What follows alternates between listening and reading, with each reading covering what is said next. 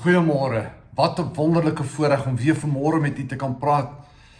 Ek groet u vanuit 'n baie koue vereniging. Ek wil graag vanmôre die volgende vraag vra. Wanneer jy en ek bid, is ons woorde ook min?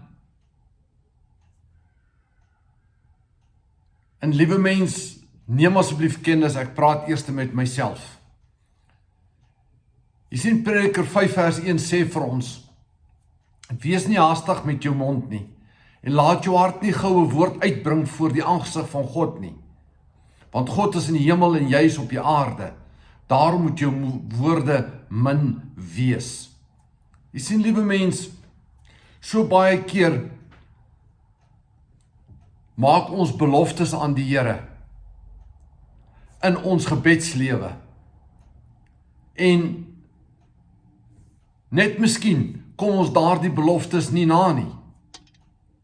En dan besef ons nie, maar weet jy wat, toe ons gebid het, het ons voor die almagtige, alwyse, alsiende en alomteenwoordige lewende God dalk woorde gespreek van ek beloof, ek sal dit doen en dan kom ons dit nie na nie. Dan moet ons verstaan dat die woord vir ons sê, ons moet nie haastig met ons woorde wees nie. Inteendeel, ons woorde moet min wees. Daarom 2 Korintiërs 10:5, ons moet elke gedagte gevange neem tot gehoorsaamheid aan God. Wanneer ons bid, laat ons dink, 2 keer dink, voordat ons praat. Jy sien, wat het geword van die vrug van die Gees, Galasiërs 5:22, die laaste gedeelte, selfbeheersing. Ek en jy kan, 2 Timoteus 1:7, God het nie vir ons 'n gees van vreesagtigheid gegee nie, maar van krag, liefde en selfbeheersing.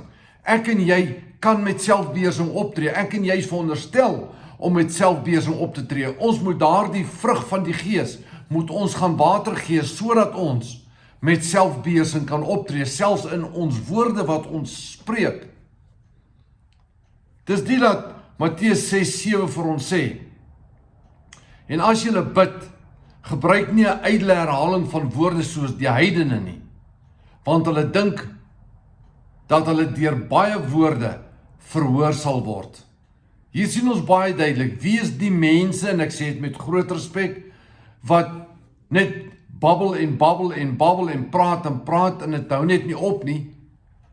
Daar word verwys na die heidene. Per slot van sake, liewe mense, is jy en ek nie dit nie.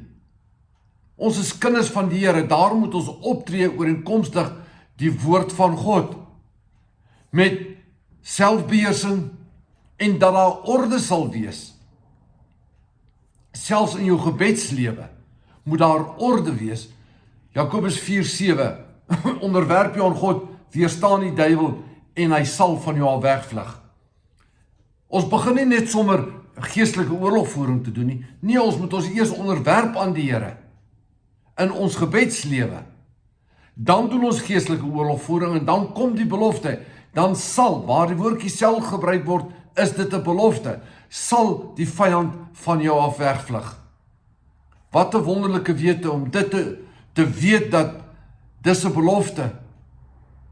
Liewe mens, is jou en my woorde ook min, en ek praat eers met myself, of is dit ook maar net 'n kwessie van, ek moet gou 'n paar woorde uiter, en dan kan ek aangaan met die res van my dag.